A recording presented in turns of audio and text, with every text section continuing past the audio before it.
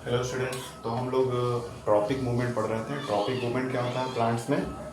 ये ऐसा मूवमेंट होता है कि पार्टिकुलर डायरेक्शन में जहाँ हमारा स्टिमुलस है उसी डायरेक्शन में प्लांट भी मूव करेगा। तो यहाँ पे डायरेक्शन फिक्स होता है प्लांट के बॉडी पार्ट्स का टूवर्ड्स स्टिमुलस, उसको ट्रॉपिक मूवमेंट बोलते हैं। तो हम लोगों ने अभी तक दो ट्रॉपिक मूवमेंट पढ़े हैं, दो अलग अलग स्टिमुलस के केस में। एक हमारा लाइट के केस में था और एक वाटर के केस में था। ठीक है। अब तीसरा हमारा स्टिमुलस मान लीजिए हम लोग लेते हैं ग्रेविटी। अगर मान लीजिए ग्रेविटी एक स्टिमुलस का काम कर रहा है तो उस केस में जो ट्रॉपिक मूवमेंट होगा उसको हम लोग क्या बोलेंगे? जियोट्रॉपिज्म। जियोट्रॉपिज्म। ठीक है। तो जियोट्रॉपिज्म बोलेंगे जब हमारा ग्रेविटी एक किसका काम करेगा? स्टिमुलस का काम करेगा। तो चलिए देखते समझते हैं कि क्या होता है जब ग्रेविटी स्टिमुलस का काम करता है। ये मान लिया हमारा प्लांट है, उसमें फ्लावर वगैरह लगा हुआ है।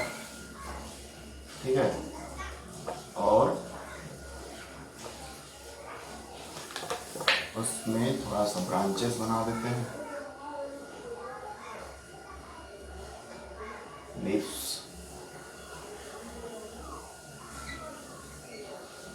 ठीक है। तो लीव्स बना दे रहे हैं, ब्रांचेस, लीव्स।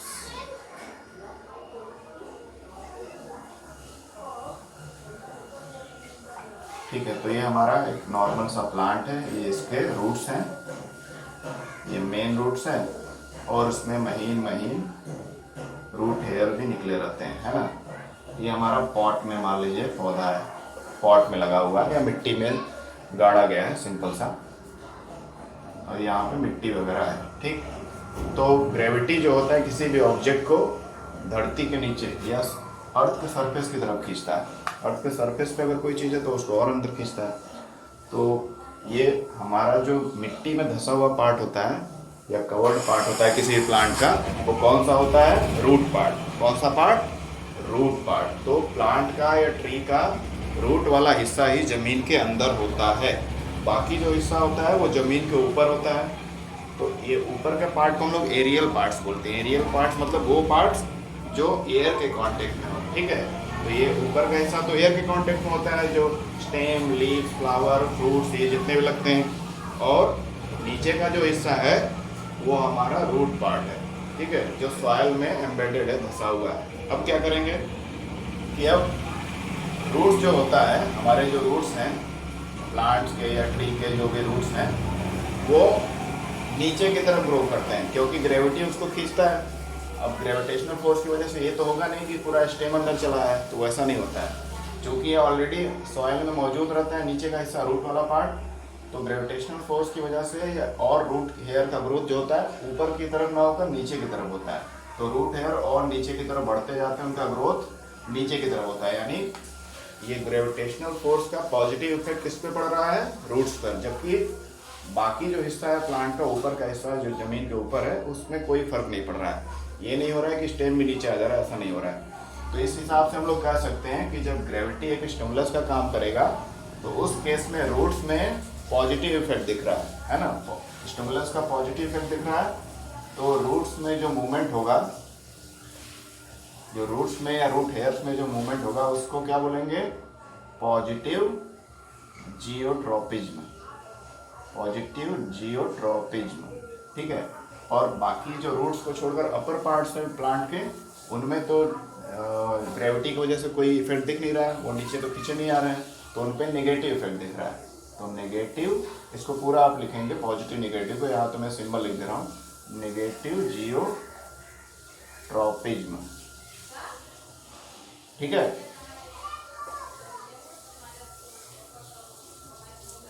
तो पॉजिटिव जियोट्रॉपिज्म और नेगेटिव जियोट्रॉपिज्म। ओके, समझ में आ गया? तो ग्रेविटी जब हमारा स्टिमुलस का काम करता है तो वो प्लांट या ट्री के निचले हिस्से को खींचता है, और इसलिए रूट्स का जो ग्रोथ होता है हवा में ना होकर जमीन में और अंदर तक काफ़ी डीपर डाउन होता है, काफ़ी डेप्थ में, गहराई तक होता है ना। तो रूट हेयर जो नीचे ग्रो करते हैं उसका सीधा सा मतलब है कि ग्रेविटी उनको खींच रही है, इसलिए रूट हेयर्स पॉजिटिवली ग्रेविटी की तरफ मूव कर रहे हैं, ग्रेविटेशनल फोर्स की तरफ मूव कर रहे हैं। तो रूट हेयर्स में पॉजिटिव जियोट्रॉपिज्म होता है और ऊपर के जो पार्ट्स हैं उनमें नेगेटिव जियोट्रॉपिज्म होता है, क्योंकि वो ग्रेविटी की तरफ खींचे नहीं आते हैं। ठीक, ये हो गया। तो अपर पार्ट्स क्या हो गए हमारे, स्टेम, स्टेम रूट, स्टेम यानी स्टेम, फ्लावर, फ्रूट्स, जो भी अपर पार्ट्स हैं उनको हम लोग स्टेम से लिख देते हैं। ठीक है, स्टेम पे सभी लगे रहते हैं, फ्लावर या फ्रूट्स या लीव्स। तो स्टेम हमारा निगेटिव जियोट्रॉपिज्म शो करेगा। क्लियर है? ओके। अच्छा, अब मान लीजिए इस गमले को, इस पॉट को हमने उल्टा कर दिया, जैसा कि एक केस दिया गया आपके बुक में एनसीईआरटी में, कि गमला को मान लीजिए हम लोग टेढ़ा रख दिए, है ना, ऐसा फ्लैट गमला है हमारा पॉट, और पौधा इसमें लगा हुआ है। मान लीजिए ये पौधा है, इसमें लीव्स हैं, ठीक है, लीव्स लगे हुए हैं, फ्लावर्स भी है, ठीक है, ओके। तो ये इसका रूट्स है ना। तो जब हम लोग गमले को टेढ़ा करके रख देंगे, इस तरह से रख देंगे, तो क्या होगा, तो क्या इस केस में स्टेम जो है नीचे की तरफ झुक कर आएगा ग्रेविटेशनल फोर्स की तरफ? ऐसा एक्सपेक्ट किया जा रहा था, ऐसा लग रहा था कि ग्रेविटी की वजह से ये भी नीचे आएगा और जो रूट है वो ऐसे ही चला जाएगा, क्योंकि रूट ऐसे ही जा रहा था, लेकिन उसको उल्टा कर दिया। बट देखने में क्या मिला कि हमारा जो प्लांट का ऊपरी हिस्सा है, मिट्टी के ऊपर का हिस्सा, वो ऐसे ग्रो कर रहा है, ठीक है, अगेंस्ट द ग्रेविटी, ठीक है, वो ऊपर की तरफ मूव कर रहा है ना। तो अगेंस्ट द ग्रेविटी मूव कर रहा है, वो प्लांट का वो हिस्सा है जो मिट्टी से बाहर रहता है, और जो रूट्स हैं वो इधर की तरफ, नीचे की तरफ ग्रो हो रहे हैं, है ना। गमले को जो हम लोग टेढ़ा करके रख दिए हैं, तो ये टुवर्ड्स द ग्रेविटी मूव कर रहे हैं रूट, इसलिए पॉजिटिव जियोट्रॉपिज्म। और रूट्स को छोड़कर बाकी जो पार्ट होता है प्लांट का, ट्री का, वो अगेंस्ट द ग्रेविटी जाता है, कभी वो उधर ग्रेविटी की तरफ नहीं आता है। तो वो हमारा क्या हो गया, नेगेटिव जियोट्रॉपिज्म होगा, अगेंस्ट द ग्रेविटी जा रहा है। ठीक है, तो इन दोनों केस से हमको क्लियर हो गया। ये आप करके भी देख सकते हैं, लेकिन इसमें लंबे समय तक ऑब्जर्व करना पड़ेगा। तो इससे यही क्लियर है कि प्लांट पे जो ग्रेविटी का अगर इफेक्ट देखा जाए तो उसके रूट में पॉजिटिव इफेक्ट रहता है, इसलिए पॉजिटिव जियोट्रॉपिज्म उसको बोलेंगे, क्योंकि टुवर्ड्स द ग्रेविटी रूट्स का ग्रोथ होता है, जबकि स्टेम और बाकी जो पार्ट्स है सॉइल के बाहर के, वो अगेंस्ट द ग्रेविटी वर्क करते हैं। ठीक है, वो अगेंस्ट द ग्रेविटी वर्क करते हैं।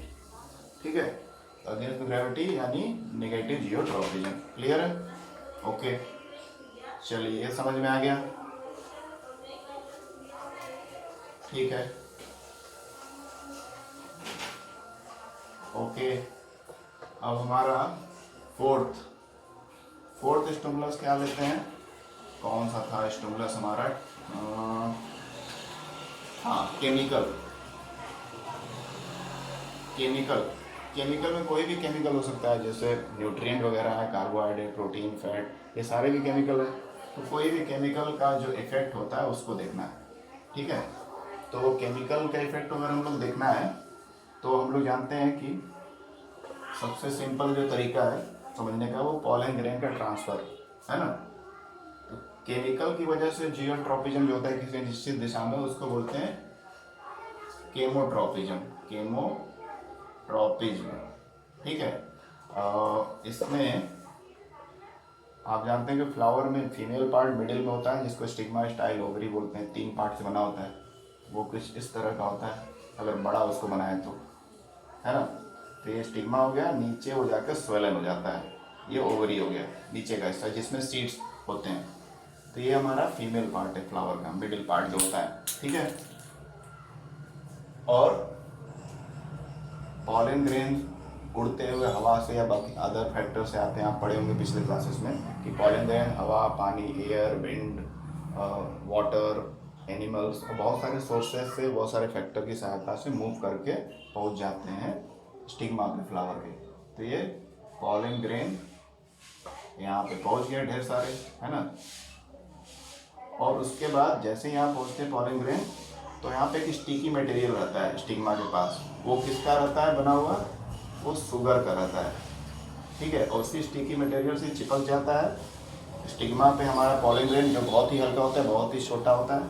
तो फिर उसके बाद एक पॉलन ट्यूब बनता है।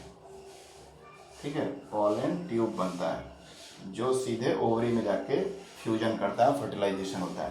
तो जो पॉलन ट्यूब बनता है वो भी शुगर की सहायता से, चिपचिपे पदार्थ जो होता है शुगर का बना होता है, कार्बोहाइड्रेट का, उसकी सहायता से पॉलन ग्रेन स्टिग्मा पे स्टिक करता है, चिपकता है, एंड देन फिर पॉलन ट्यूब ये बनता है और उसी के थ्रू ये पॉलन ग्रेन जो है अंदर आकर फर्टिलाइज होता है एग से, है ना। फर्टिलाइज होता है तो फिर वही नया सीड बनता है, फ्रूट बनता है, ये सब प्रोसेस होता है, ठीक। तो यहाँ पे शुगर हमारा जो है एक माध्यम बन रहा है इस पॉलन ग्रेन को स्टिग्मा से स्टिक करके ओवरी तक लाने में और फर्टिलाइजेशन करने में। तो शुगर हमारा एक केमिकल हो गया। तो इस तरह का जो निश्चित दिशा में एक जो ये हो रहा है मूवमेंट, यहाँ पे शुगर हमारा क्या कर रहा है, एक तरह का स्टिमुलस क्रिएट कर रहा है, ये स्टिमुलस है हमारा, और उसके रेफरेंस में फिर क्या हो रहा है कि हमारा पॉलन ग्रेन उसी शुगर की सहायता से मूव करके आगे बढ़ रहा है, ओवरी के पास जाकर वहाँ पे फर्टिलाइज हो रहा है, ठीक। तो इस तरह के प्रोसेस को, इस तरह के ट्रॉपिक मूवमेंट को केमोट्रॉपिज्म बोलते हैं, जहाँ पे किसी केमिकल का कोई केमिकल जो है वो क्या करता है, एज ए स्टिमुलस काम करता है और उसकी वजह से कोई फिनोमेना होता है, जैसे ये फर्टिलाइजेशन का फिनोमेना होता है, ठीक है। ये पॉलन ग्रेन बनना, मतलब पॉलन ग्रेन का आना, स्टिग्मा पे चिपकना शुगर की सहायता से, फिर पॉलन ट्यूब बनना, ये सारा शुगर की सहायता से हो रहा है। कार्बोहाइड्रेट या शुगर एक ही बात है, तो इसलिए इसको केमोट्रॉपिज्म फिनोमेना बोलेंगे, ठीक है। अच्छा, अब इसके बाद पांचवा हमारा जो था, पांचवा स्टिमुलस था टच, TOUCH, टच मतलब टच करना, है ना। तो जब टच की वजह से किसी चीज़ में मूवमेंट होता है ना, जब टच की वजह से किसी चीज़ में मूवमेंट होता है तो उसको हम लोग बोलते हैं थिग्मोट्रॉपिज्म,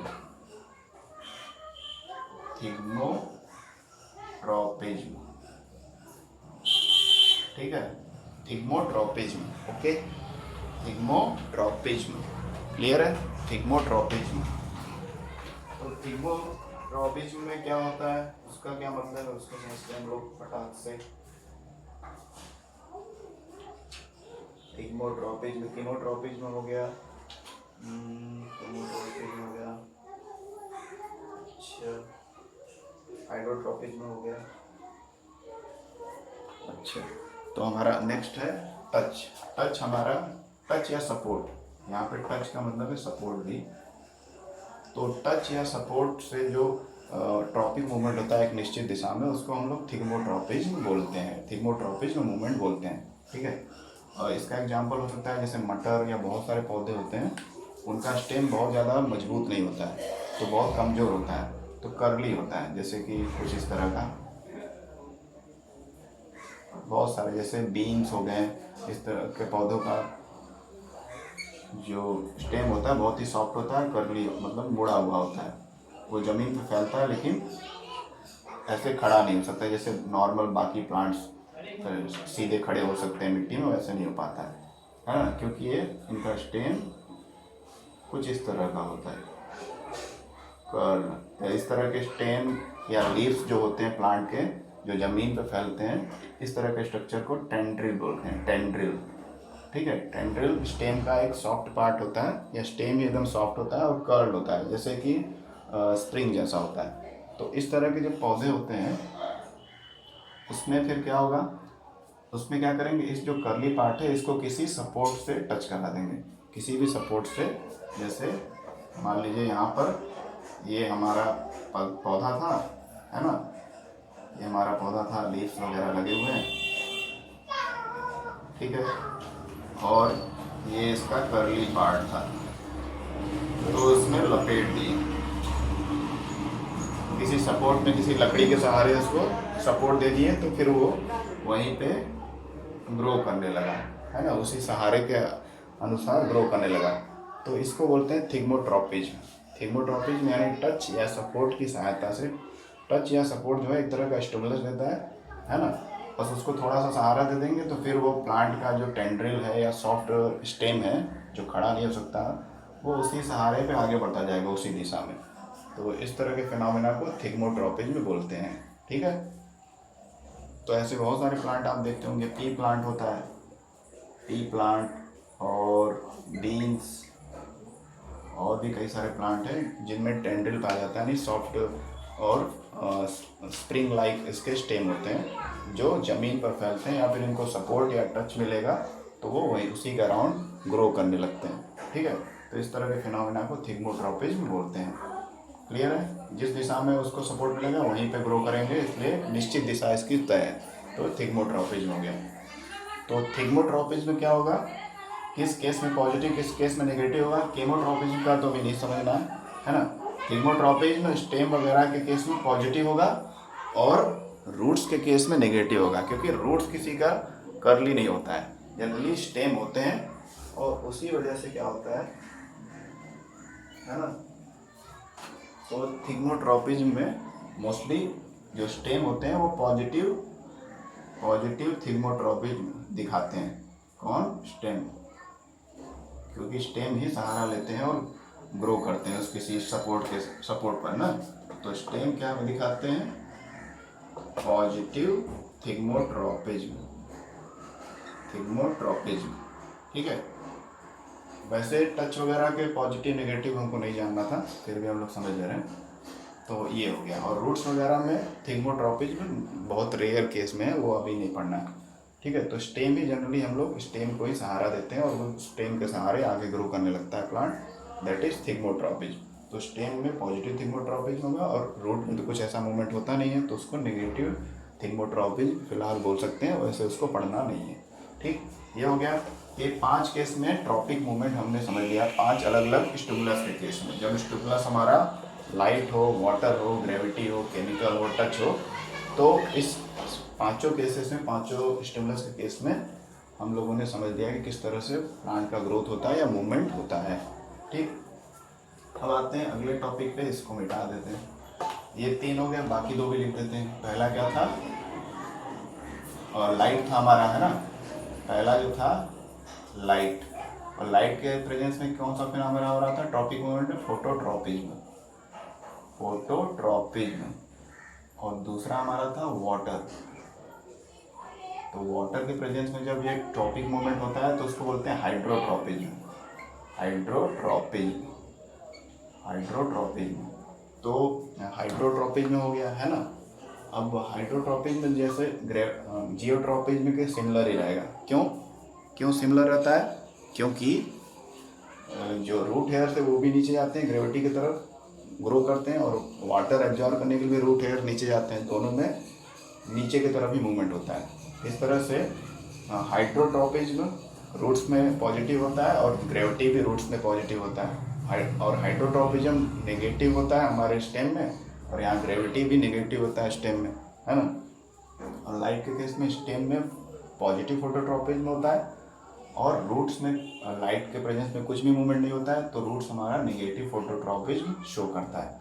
ठीक, अच्छा। और उसके बाद इन सारे एग्जाम्पल को समझने के बाद हमको ये चीज़ देखना है। हमने एक और क्राइटेरिया देखा था टाइप्स ऑफ मूवमेंट में। टाइप्स ऑफ मूवमेंट में हमने पढ़ा था, लिखा था यहाँ पर कि क्या था टॉपिक? वो टॉपिक क्या था? हाँ, कि एक डिपेंडेंट और एक इंडिपेंडेंट क्राइटेरिया था, है ना। डिपेंडेंट एंड इंडिपेंडेंट क्राइटेरिया, तो उसको हम लोग समझ रहे थे कि डिपेंडेंट फिनोमेना कौन सा होता है और इंडिपेंडेंट फिनोमेना कौन सा होता है।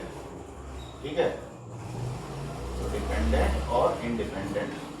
डिपेंडेंट में जैसे ग्रोथ डिपेंडेंट, जैसे कि ग्रेविटी हो रहा है, ग्रेविटी के अगेंस्ट जो मूवमेंट हो रहा है, ग्रेविटी की तरफ मूवमेंट जो हो रहा है, रूट्स का जो मूवमेंट होता है नीचे की तरफ होता है ना, जमीन की तरफ नीचे की तरफ होता है।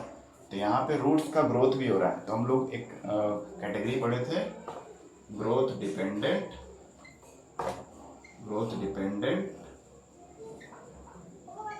और ग्रोथ इंडिपेंडेंट। ये भी क्राइटेरिया होता है। तो हम लोग हर एक केस में देखेंगे, हमको अलग अलग तरह के केसेस समझ में आएंगे, अलग अलग तरह का क्राइटेरिया मिलेगा।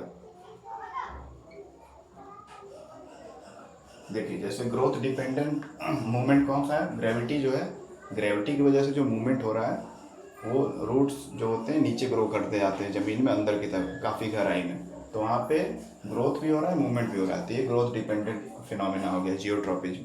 केमिकल जो केमोट्रोपिज्म है, इसमें क्या हो रहा है, इसमें भी ग्रोथ डिपेंडेंट हो रहा है, इसमें भी प्रोसेस हो रहा है और फर्टिलाइजेशन हो रहा है, तो ये भी ग्रोथ डिपेंडेंट है। टच वाले में भी ग्रोथ डिपेंडेंट है, तो सहारा दे दे रहे हैं प्लांट को तो वो ग्रो कर जा रहा है ना। तो मूवमेंट भी हो रहा है और ग्रोथ भी हो रहा है, तो उसको ग्रोथ डिपेंडेंट की कैटेगरी में हम लोग समझ सकते हैं, है ना। तो ये तीनों जो थे ग्रोथ डिपेंडेंट। आगे देखते हैं लाइट के प्रेजेंस में प्लांट जो है मूव करता है ना। लाइट के प्रेजेंस में प्लांट मूव करता है। जैसे दिन भर सूरजमुखी का फ्लावर है, जैसे सूरजमुखी का फ्लावर है, जैसे सूरजमुखी का फ्लावर है, वो इधर था, लेकिन अब सनलाइट इधर आ गया तो फिर वो इधर की तरफ हो गया, है ना।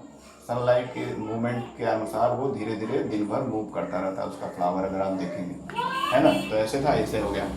तो यहाँ पर इसका मूवमेंट हो रहा है और साथ में थोड़ा बहुत ग्रोथ होता है ना। इसमें भी ग्रोथ हो रहा है, लेकिन ग्रोथ बहुत ही कम होता है। ग्रोथ डिपेंडेंट ये फिनोमेना नहीं कर सकते। लाइट के प्रेजेंस में प्लांट का मूवमेंट तो होता है, लाइट की तरफ मूव करता है और ग्रोथ भी होता है, लेकिन पूरा ग्रोथ नहीं बोलेंगे या बहुत ज़्यादा ग्रोथ नहीं होता है, बट ग्रोथ होता है। तो ये भी ग्रोथ डिपेंडेंट हो गया। वाटर जो ज़मीन में होता है उधर रूट्स हमारे ग्रो करते हैं वाटर की खोज में, एब्जॉर्ब करने के लिए, तो वहाँ भी ग्रोथ हो रहा है। तो ये सारे के सारे जो हम लोग ट्रॉपिक मूवमेंट समझे हैं, सारे ही ग्रोथ डिपेंडेंट हैं। यानी सारे केसेस में जो मूवमेंट हो रहा है उसके साथ साथ ग्रोथ भी हो रहा है ना। ग्रोथ भी हो रहा है उस दिशा में, उस डायरेक्शन में। ठीक, ये हो गया। अब ये दो बार में क्यों लिख दिया। ग्रोथ डिपेंडेंट एक होता है और एक दूसरा ग्रोथ इंडिपेंडेंट, गलती से लिखा गया इंडिपेंडेंट। ग्रोथ इंडिपेंडेंट यानी जब ग्रोथ मतलब मूवमेंट होगा, लेकिन उससे ग्रोथ पे कोई फर्क नहीं पड़ेगा, कोई ग्रोथ नहीं होगा। अभी तक जो हम लोगों ने देखा सारे ट्रॉपिक मूवमेंट में, उसमें मूवमेंट भी हो रहा था प्लांट के किसी पार्ट का और ग्रोथ भी हो रहा था उस डायरेक्शन में, यानी प्लांट का पार्ट वो ग्रो भी कर रहा था। और कुछ ऐसे भी मूवमेंट होते हैं जहाँ पे केवल मूवमेंट होता है, कोई ग्रोथ से उससे लेना देना नहीं होता है। जैसे हम लोग उसके बारे में पढ़ेंगे, नास्टिक मूवमेंट है। किसमें? Nastic movement. नास्टिक मूवमेंट, ठीक है। नास्टिक मूवमेंट में हम लोग इसको अच्छे से समझेंगे। तो नास्टिक मूवमेंट क्या होता है उसको समझ लेते हैं। तो नास्टिक मूवमेंट में हमको कुछ एग्जाम्पल मिलेंगे जहाँ पे ग्रोथ इंडिपेंडेंट मूवमेंट होता है, यानी मूवमेंट होता है लेकिन वहाँ पे प्लांट के उस पार्ट का ग्रोथ नहीं होता है। चलिए, तो नास्टिक मूवमेंट समझते हैं। ये सारे तो ट्रॉपिक मूवमेंट के एग्जाम्पल हो गए 5 अलग स्टिमुलस के केस में। नास्टिक मूवमेंट, ठीक है। नास्टिक मूवमेंट क्या होता है? नास्टिक मूवमेंट है हमारा जो है वो क्या है? It is the response, it is the movement, it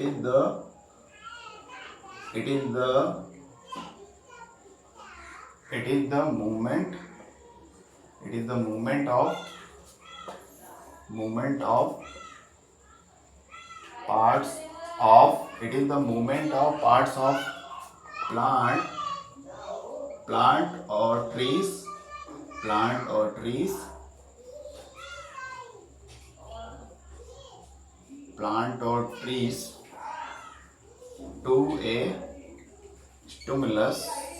to a stimulus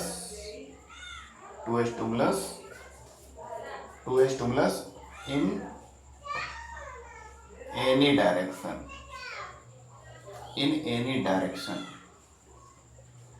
ठीक है।